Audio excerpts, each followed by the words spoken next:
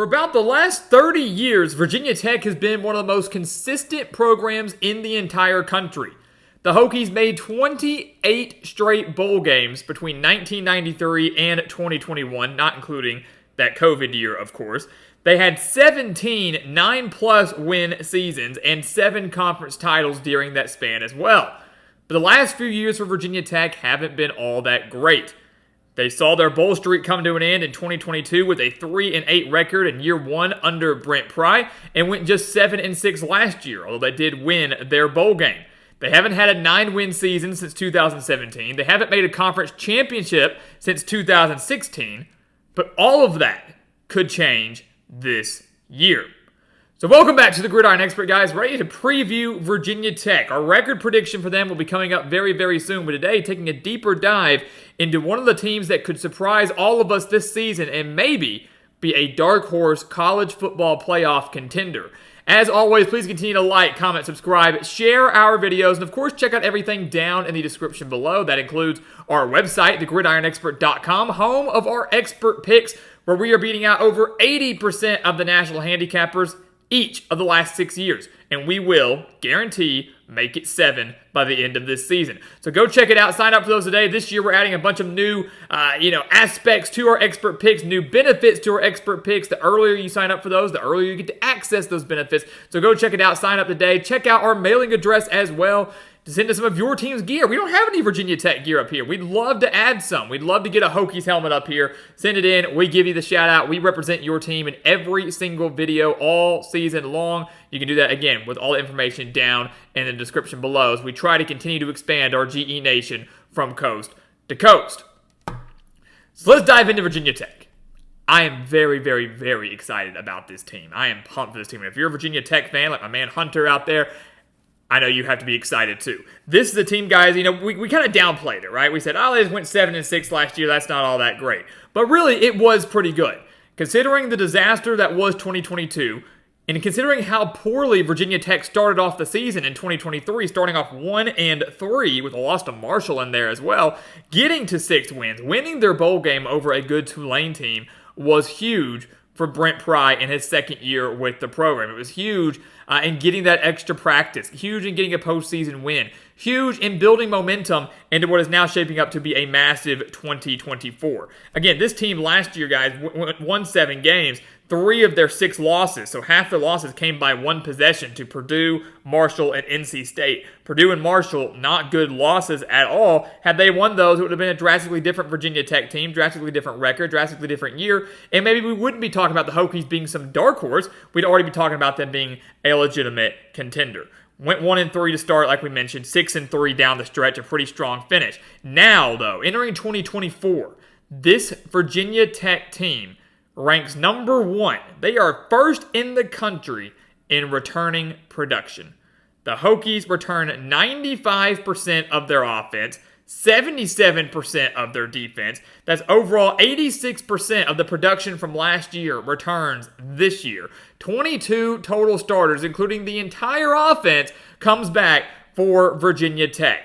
With all that experience coming back, a third-year head coach that is finally hitting his stride, kind of getting comfortable in Blacksburg, this is a Hokie squad that can make a lot of noise. And when you really break down some of the stats and some of the reasons they're going to do well, Kyron Drones is a major reason why. Their star quarterback who kind of busted onto the scene last year, transfers to Virginia Tech from Baylor, comes to Virginia Tech and just lights it up. Over 2,000 passing yards, 17 touchdowns, just 3 interceptions, took great care of the football. But what makes him even more dangerous is his ability to run. Drone's dual threat ability is what makes him one of the most dangerous quarterbacks in the ACC this year. Had over 800 rushing yards and 5 rushing touchdowns last season. The team as a whole averaged over 390 yards per game on offense. That ranked in the top half of the FBS. But they were 22nd in the country in rushing offense, averaging 189.8 rushing yards per game. Number 22 in the nation in their rushing offense, and I would expect all of those offensive marks to continue to improve. A veteran quarterback, a veteran offensive line, veteran skill positions, everything that's there, this Virginia Tech offense is going to get better. Would not be surprised at all to continue to see them thrive on the ground, but maybe eclipse the 400 yards per game mark this season, which would definitely put them in the top half of all FBS programs. But what's even more interesting about Virginia Tech is you see their record last year and you go 7-6. It's not bad. They got a bowl win. That's great. But, they weren't one of the elite teams in the ACC. They weren't one of the elite teams in the country. But defensively, they were about as good as they come. Number 20 in the nation in overall defense. They had a top 20 defense last year, allowing just 316.8 yards per game. They allowed 148 rushing yards per game, which isn't all that great, but their secondary, unbelievable. The 4th-ranked passing defense in the country last year, giving up just 168.6 passing yards per game. That secondary is pretty much all intact this year. Once again, loaded in that back seven. Really, the only question that Virginia Tech has, the only concern that the Hokies might have on defense is their defensive line. It's that defensive front. They lose a lot of production on that side, or at least up front. Can they replace it? Can they fix it up? Can they shore up that running defense? And that's going to be in your front seven, that defensive line, your linebacking core. Can they fix that? If they can, the secondary is going to do their job, probably remain a top 10 unit in the country. If they shore up that rushing defense, this once again should be a top 20, top 25 defensive unit. And what else would you expect from a Brent Pry-led team, a brilliant defensive mind, as we know? You take a look at the Hokies, though. It's great. You can talk about preseason expectations. You can talk about talent. You can talk about all the production they return. But what does the schedule look like? Is it manageable? And I would say it is way more than manageable. I would say it is extremely, extremely favorable. Now, here's the thing. The Hokies have to get off to a better start. Under Brent Pry, the last 2 years, 2022 and 2023, the Hokies are just 4-5 in the month of September. They haven't gotten off to the best starts, and we saw that last year when they started off 1-3. They are 3-5 in non-conference games under Brent Pry, so he's not taking care of business in the non-conference. Some of those non-conference games have been tough. Last year they had to face a solid Rutgers team. A couple years ago they had to play West Virginia. I mean, these haven't been like cupcake non-conference teams, but they probably should have beat Purdue last year. They probably should have beat Marshall. Neither of those teams were all that great. They lost both those games by a touchdown. So, got to take care of business in the non-conference. Got to take care of business in the month of September. And here's the thing. Virginia Tech can absolutely do that this year. There's a very good chance the Hokies start 4-0 this season. They play at Vanderbilt, host Marshall, at Old Dominion, which has been kind of a kryptonite for Virginia Tech, beating them a couple times over the last few seasons, but should take care of Old Dominion, and they host Rutgers. Rutgers at home, it's in Blacksburg, that is the toughest game out of those first four, without a doubt. Rutgers, a bowl-winning team last year, had a winning record, kind of returned a lot of talent. Greg Schiano doing a great job in Piscataway, so that's not going to be, and Rutgers actually mopped the floor with Virginia Tech last year, not going to be an easy game at all. But with home field advantage, I would imagine Virginia Tech's favored. So they need to start 4-0. They can start 4-0. And then they get into conference play, and you go, that's where it matters the most. The conference slate is extremely favorable. The toughest games are at Miami and a home game against Clemson. When you look at the road slate in conference play, they have to go to Miami, to Stanford, to Syracuse, and to Duke.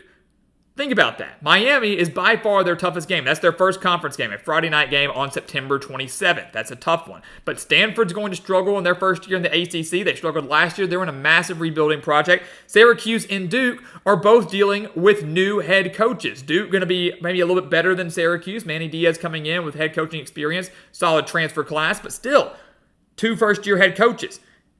Virginia Tech was probably going to be favored in all those games, with the exception of maybe Miami. Then you go to their home schedule. Home schedule is very favorable. We know Blacksburg is a very difficult place to play. They get to host Clemson, which is massive. One of the best teams in the ACC has to come to your house. The other toughest home game is what? Georgia Tech? Rutgers? It's a very, very, very favorable schedule. I'm not going to say easy. I'm not going to say any schedule is easy in college football. It's very hard to get a win no matter what team you face any given Saturday. It's a phrase for a reason. But this is a good schedule for the Hokies. All this returning production, a very favorable schedule. Their first 9-win season since 2017, that's not out of the question.